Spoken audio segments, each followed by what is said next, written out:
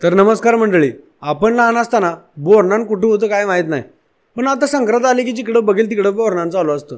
कोण संक्रांती दिवशी करतं तर कोण संक्रांतीच्या नंतर ज्याच्या त्याच्या सोडीनं बोरनान घालतात. पण तुम्हाला माहिती आहे का बोरनान म्हणजे काय? हे फक्त फोटो काढायसाठी आणि व्हिडिओ काढून ते वेड पिक्चरमधलं सुख कळलं गाणी लावण्यासाठी नसतंय. तर बोरनान का साजरे करतात, कसे करतात, या सगळ्या प्रश्नांची उत्तर या व्हिडिओमध्ये बघू. व्हिडिओ शेवटपर्यंत बघा. नमस्कार मंडळी, मी चंद्रकांत आणि तुम्ही बघताय रियालिटी. तर बघा, घरात बाळ जन्माला आल्यावर पहिल्या संक्रांतीचं लय महत्त्वाचं असतं. त्या दिवशी लहान पोरांना बोरनान घालायचं असतं. परंपरेनुसार लहान पोरांना काळे कपडे घालून हलव्याचे दागिने घालतात. हा सगळा सोहळा म्हणजे त्या पोराच्या कौतुकाचा दिवस असतो. पोराच्या उत्तम आरोग्यासाठी ही पारंपरिक पद्धत आहे. तर बोरनान का साजरा केला जातो?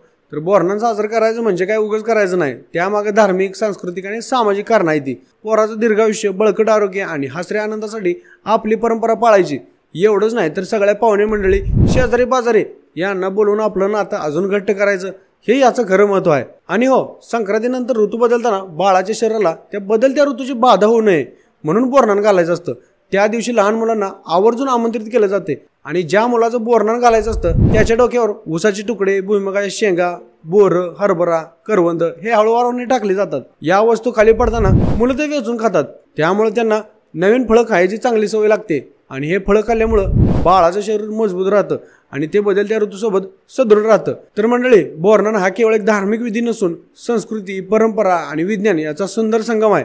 या सोहळ्यामुळं बाळाच्या जीवनात आनंद, उत्साह आणि सामाजिक आपुलकी निर्माण होते. ही परंपरा कुटुंबियांमध्ये एकत्रितपणा आणि आनंद निर्माण करण्याचा एक महत्त्वाचा भाग आहे.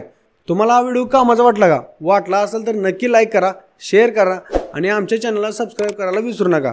पुन्हा भेटू अशाच एखाद्या विषयासोबत. तोपर्यंत जय हिंद.